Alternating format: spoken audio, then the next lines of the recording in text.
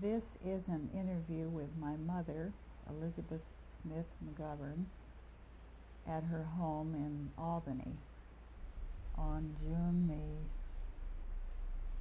the 8th, 1981. Mom, let's go back to your birthplace and the time that you were born. In January 13th, 1895, in Brunswick, Missouri, in a big red brick home that my father had made the bricks for and built the home. Oh, yeah. And you were one of 5 children, is that right? Yes, I was one of 5 children, and 2 of them had died with diphtheria when they were. Eugene was 5, and Catherine was 2. And your mother's name also was Catherine, wasn't it? Yes, but we always called her Kate. They always called her Kate. And her name was Catherine, though, K-A-T-H-E-R-I-N-E.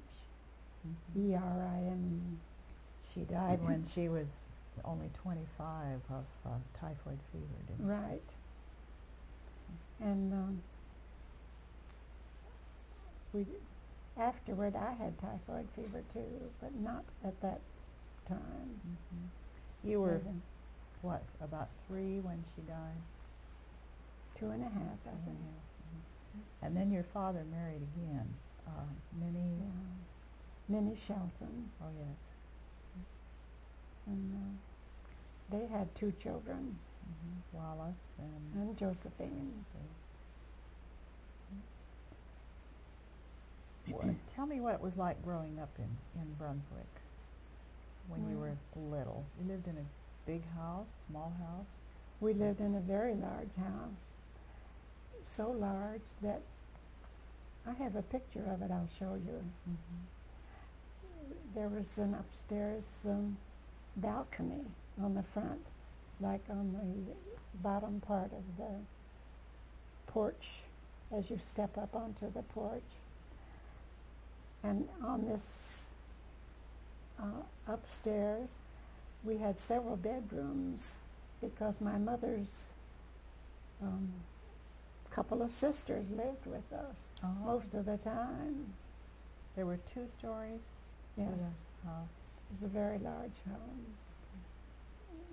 The one in Kansas City, I seem to remember, was about 3 stories, though. 3 or 4, wasn't it? We lived, we children, or Ruth and I, stayed up on the 3rd floor. We had the whole 3rd floor, bathroom and all, to ourselves. That was in Kansas City. We'll get to that in a minute. In Brunswick, though, when you were little, what did you like to do for fun when you were Well, young? of course, I was very, very small then. And we had large oak trees in the front of our yard and a brick sidewalk that went from the fence up to the house. And the trees were large oak trees. In the fall, the leaves would fall, and we children would gather them all up to the foot of the terrace where there was enough room so it was sort of a ditch.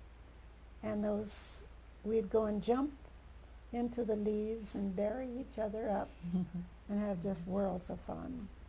Did you like to play in the snow in the wintertime? Well, Brunswick didn't have as much snow then. I can't ever remember of it snowing in Brunswick, but it must have. How old were you when you moved to Iowa? Let Do you me think. recall? Well, let's see, honey. Iowa. Oh. Well, must have been, I'd have to look that up. Do you remember going to school in Brunswick? Only to kindergarten. So That's as far as I got. Okay, so you must have been about 5 or 6 I expect, when you yes. moved into Iowa. And you would have had much colder winters there, I guess. I should say Right. we had snow. Snow would pile up so high on the sidewalk that my father would get out and shovel it up so that we'd have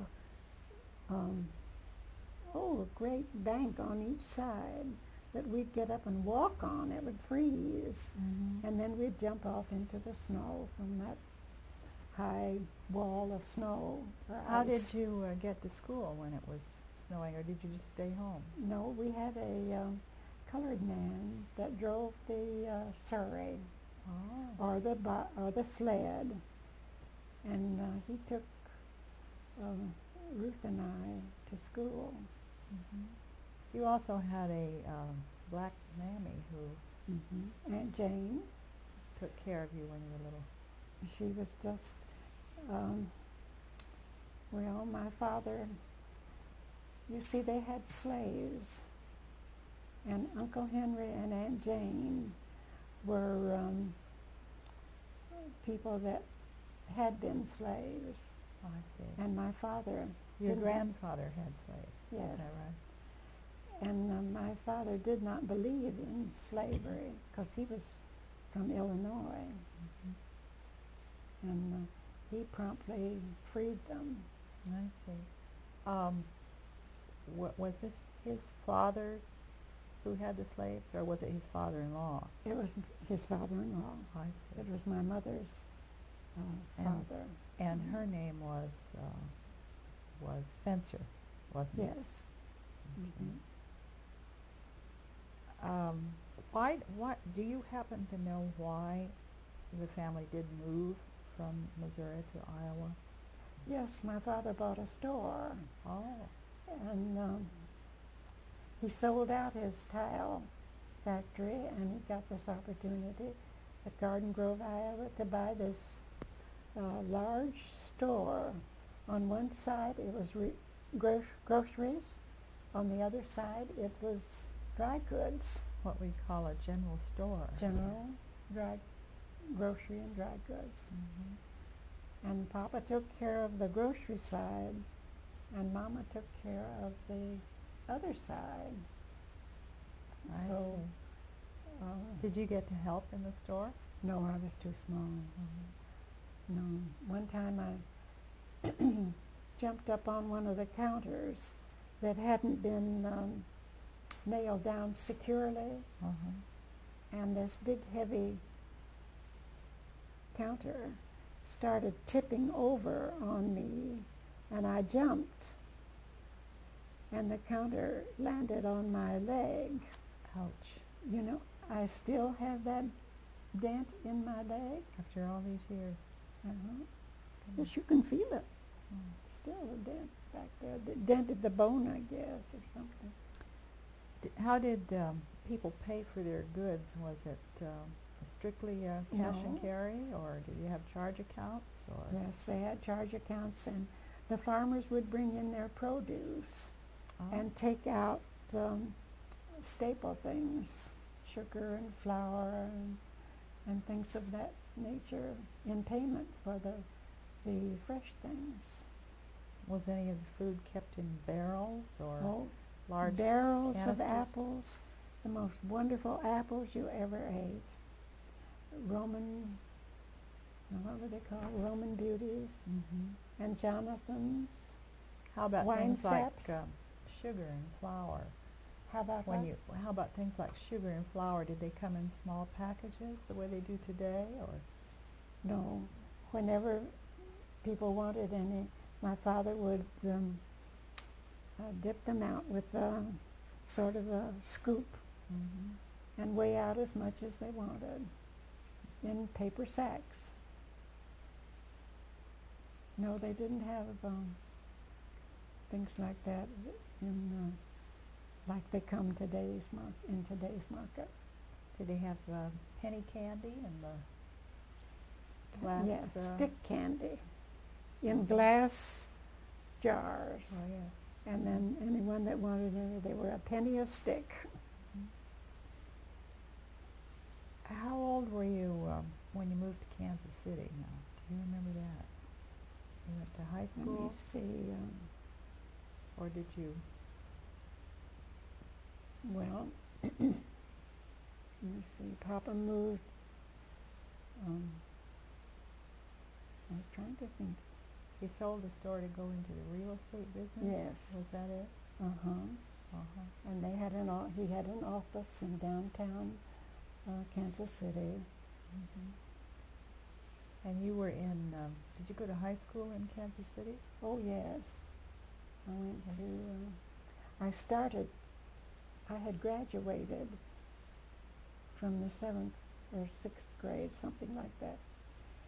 And since the year was nearly over when I got over typhoid fever, I took typhoid fever as soon as we came to Kansas City because the sewer had not, it was a brand new house, and the sewer had not been properly closed. Oh.